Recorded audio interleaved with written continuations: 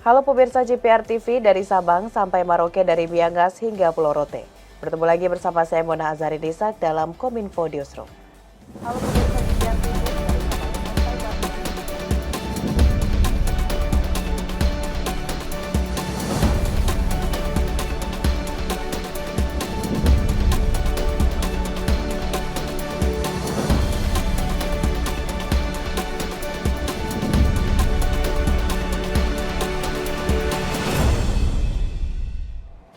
Pemirsa, kita ke informasi pertama. Kementerian Kominfo bersama dengan Kemhukam dan Polhukam mengadakan diskusi publik dengan mengundang sejumlah asosiasi, organisasi, dan lembaga.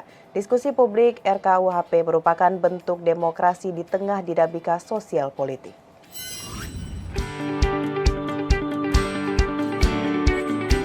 Direktorat Jenderal Informasi dan Komunikasi Publik Kominfo bersama dengan Kementerian Hukum dan HAM juga Kemenko Polhukam mengadakan kick-off dialog publik terkait rancangan Kitab Undang-Undang Hukum Pidana di Jakarta. Sosialisasi ini diadakan sebagai bentuk upaya pemerintah menghimpun berbagai masukan dari masyarakat serta menciptakan kesepahaman mengenai 14 pasal krusial di RKUHP. Menteri Komunikasi dan Informatika Johnny G. Plate mengungkapkan bahwa diskusi dan rangkaian sosialisasi ini merupakan wadah aspirasi masyarakat yang diharapkan mampu memperkaya dinamika sosial politik bangsa dan relevan dengan RKUHP. Pasal yang ada, bab, bahkan ada buku yang ada ya.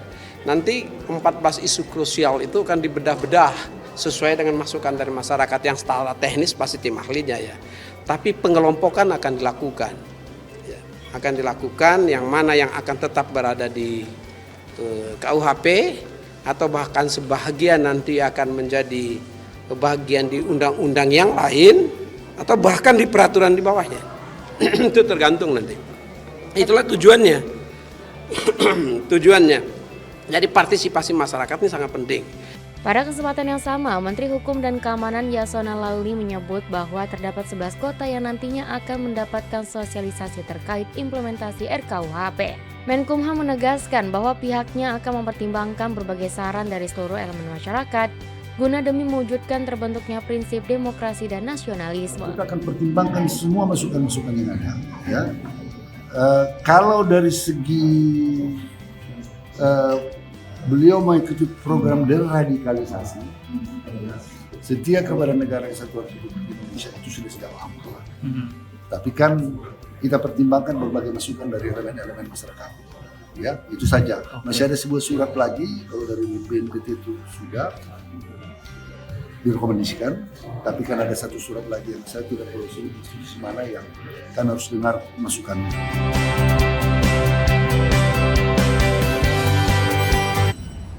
Indonesia patut berbangga karena presidensi G20 akan membuat sejumlah keputusan penting yang berdampak secara global. Untuk menyemarakan presidensi, Kementerian Komunikasi dan Informatika mengadakan pelatihan bagi pejuang informasi meramaikan presidensi G20 di jagat media sosial.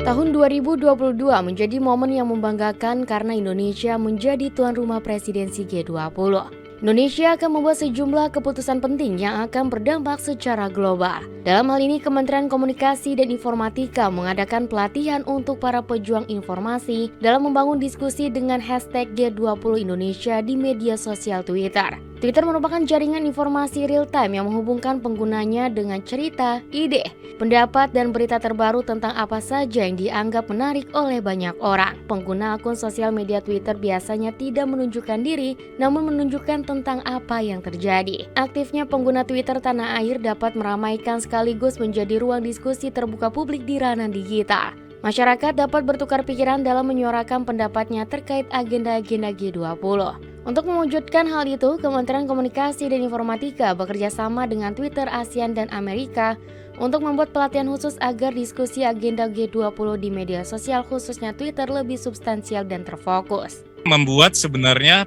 mindset mereka di saat mereka datang ke Twitter itu mereka lebih cenderung terbuka. Karena mereka datang dengan mindset yang ingin mendiscover informasi yang real time. Kita sudah tahu datang ke Twitter pasti nemuin sesuatu, walaupun kita tidak tahu informasinya itu apa. Beda dengan platform lain biasanya.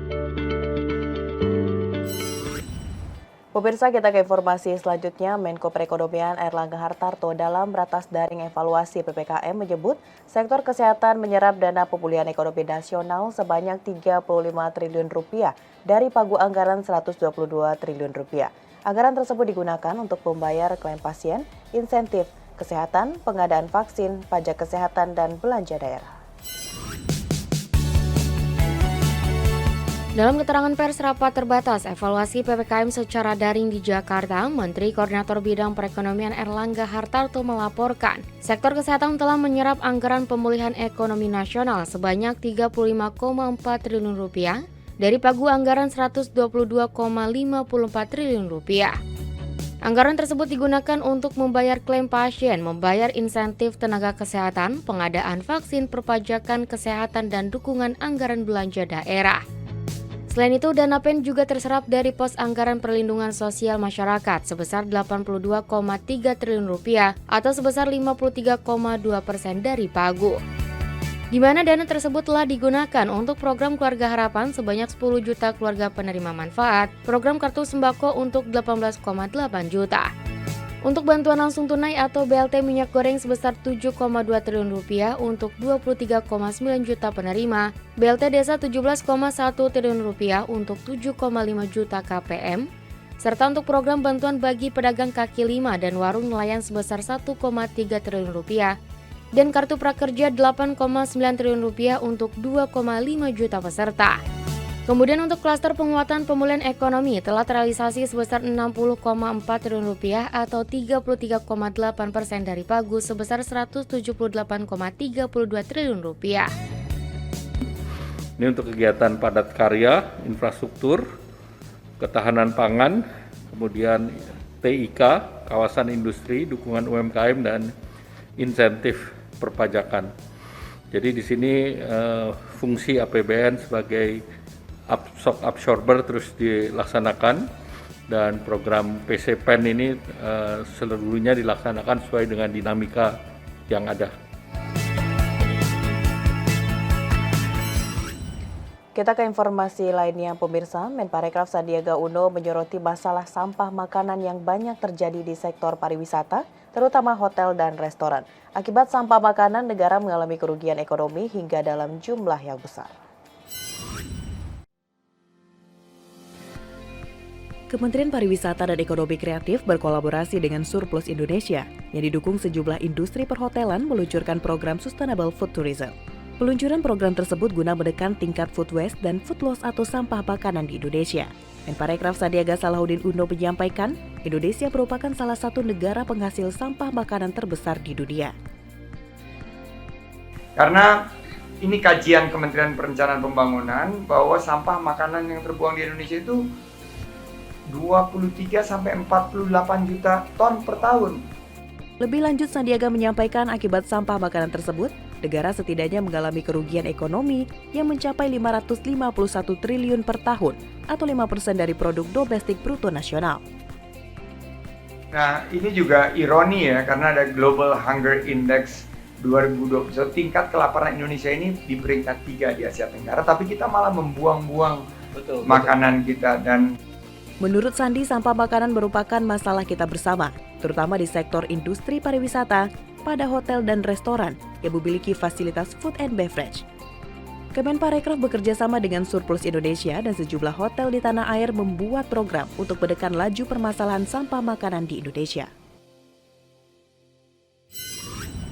Pemirsa, setelah jeda pariwara kami akan kembali dengan berbagai informasi lainnya. Tetaplah bersama Kominfo Newsroom.